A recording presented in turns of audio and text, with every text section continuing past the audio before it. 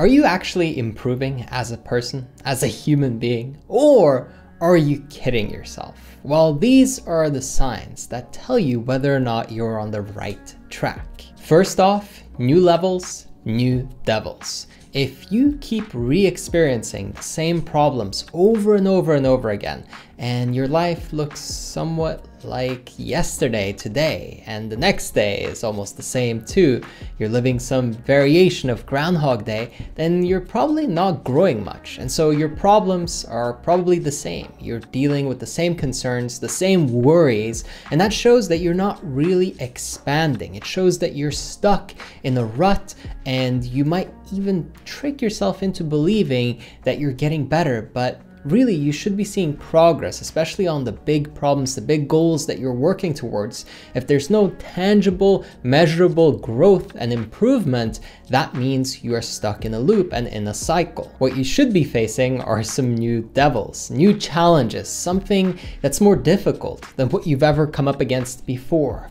That might actually trick you and make you feel like you're going backwards, right? Because, oh, why are things more difficult? It's not that they're more difficult necessarily, it's just that these problems are new to you. And so you have to develop a new skill set, a new mindset, and that's how you're going to resolve and work past these things. Just remember that if you keep experiencing the same problems time and time again, you should ask yourself, how can I solve this in a different way? What's a different angle that I could take? Or do I even need to solve this problem? Maybe there's a higher level problem that I can solve that will make me be able to skip past this one.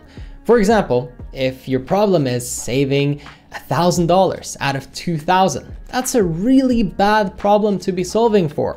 It's really difficult to do that. You're trying to save out of something that is already small. However, if you made your problem, okay, how do I make 10,000, 15, 20, 30, 50 a month instead, and then save 10,000 out of that? Well, that's a whole different story, isn't it? You can learn high income skills, you can learn marketing, you can increase your value to the marketplace and get paid more. Those are much easier than trying to squeeze a lemon that's already empty. The next sign that you should look out for is whether or not you're stuck in if-then living. If you still believe that you'll be happy once you get this and that, if you believe that everything will be great once you reach this certain point, then stop buying into that, because it's not real and you can prove it to yourself. You've probably told yourself something along the lines of, I'll be happy when this happens, and then something along those lines happened and you were happy for a little bit and then you were back to being you. That's gonna keep happening. And if you keep buying into that, you're stuck and you're trapped in an old story and in a paradigm where you're very limited. You don't have a lot of freedom. You're not allowed to experience certain things. You're actually blocking yourself off from enjoying your experience in your life. And it shows that you're not growing because you're not able to take anything in. You're just contracting, holding back, and waiting until everything is right, and it never will be. As per the last point, when you level up, you get new problems. Your problems don't go away. It's not like there's no more challenge or opportunity or goal. It's just different. That's all. If you have way more money, yes, you'll still have problems. It'll just be different problems. If you have a relationship, instead of being single, if you're lonely and then you get into a relationship that's long-term and it's going really great, you're still gonna have challenges there and you gotta work on that. And if you neglect working on that, just like you neglect working on yourself, then that's going to fall apart. So the only way that you'll experience consistent growth is when you drop this whole story of being happy forever after once this and that happens, and instead just actually make the most of what's in front of you right now. The third sign is that you stop suffering. Now, pain is sort of unavoidable, right? Maybe someone breaks your heart, or you lose customers in your business, or maybe you experience an actual physical injury. Maybe you're going through a lot of stress. That's mental harm and pain, right? Okay, but are you suffering? Are you then overthinking that, creating worry and dwelling? Or are you just experiencing the pain, processing it, and then moving forward? You see, if you're not improving as a person, what you're likely to do is to hold on to things and make something that was initially painful turn into suffering. Long term, you take it with you. You bring it with you until tomorrow. Maybe you're anticipating something that's going to happen or go wrong in the future, and then you bring it into today, right? Now you're causing suffering. That bad thing might happen, and if it does, then you can deal with it when it happens, right? No, let's suffer today so that you can be in pain right now. Great. Get a little preview. It's fun, right? It's not. Why do that to yourself? If you've noticed that you do, please, this is the moment to realize and go, okay, maybe I should change that pattern.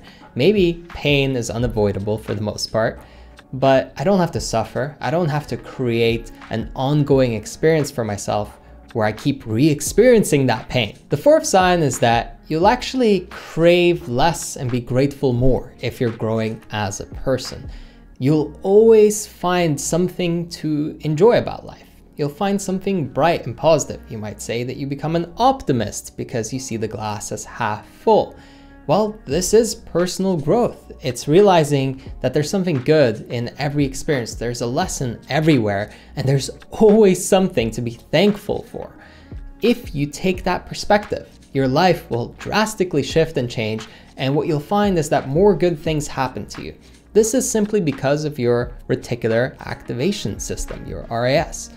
You see, this is how your brain is wired. It's set up to find more of what you're looking for. So if you start noticing every little thing that's good about your life and good about the world and good about the people around you and your environment, then you'll find more of them because that's what you're looking for. Whatever you look for, you will find. If I tell you to go look for a rock right now, you can probably find one. But if you weren't looking for rocks, then you probably don't have one on you. Simple, right? Such a basic idea. Seems that it should be common sense, but it's not. We focus on all the things we don't want when we're stuck. When we're not growing, we find everything that's wrong. And not only that, we find anything that looks kind of wrong and we turn it into being something bad, right? Somebody said something about you that was neutral, but you'll take it as a diss or somebody insulting you. Why? That's, again, creating suffering as well for yourself over something that didn't even have a negative connotation. You created it. Now, before I go into the next two signs, I just want to say that if you'd like to work with me on a one-on-one personal level, actually get coaching from me directly, then you should hop over to erafael.com, and over there you can sign up for a free consultation where me and you will talk and see if we're a good fit. Maybe we can work together, and if I can help you, I'd love to really just support you on your personal development journey and help you make your life way better and really grow you as a person in every aspect of your life. Again, if you want to take advantage, erafael.com, the link is in the description. I hope to see you on the call soon. Now back to the signs. The fifth one is that you're always outside your comfort zone. You're always experiencing something that makes you have to really step up, makes you have to find something deeper in you, that drive, that motivation, so that you can show up and really maybe at first just cope with these new difficult situations. What you want to find is that inner strength coming through and helping you do the things that you are afraid of. Maybe that's public speaking. Maybe that's spending time around new people that you're unfamiliar with. Maybe it's starting that new business, and maybe it's pursuing some type of art form, getting good at an instrument and playing it in front of people. Who knows? Whatever you're afraid of. Maybe you need to ski from the top of a mountain at a very high speed. I don't know what it is for you, but what I do know is that you know what's uncomfortable to you. And if you're avoiding those things and running away and hiding and being scared, then you won't grow. That's the greatest opportunity you'll ever have. Your fears are a guide and a compass to where you should go if you want growth. Now, if you say, hey, Raphael, I'm afraid of heights. Should I go jump off a tall building? Of course not. Obviously not, right? Common sense needs to be applied. You don't have to push yourself to an extreme. That's not what we're looking for. Rather, maybe in a parachute. Maybe you should look for things that are just slightly outside your comfort zone. If you want that personal growth to start speeding up, if you want your life to become better and you to become a better human being, then ask and question, what am I afraid of? And use that as a lead. Maybe not the first thing that springs to mind, but brainstorm a little bit. What are things that I could do that challenge these aspects of myself? And what you'll find is that you gain a lot of confidence, because a lot of people will resonate with this. You're only as strong as your greatest weakness, because whatever you're most afraid of, your kryptonite, will usually be affecting you even when it's not present.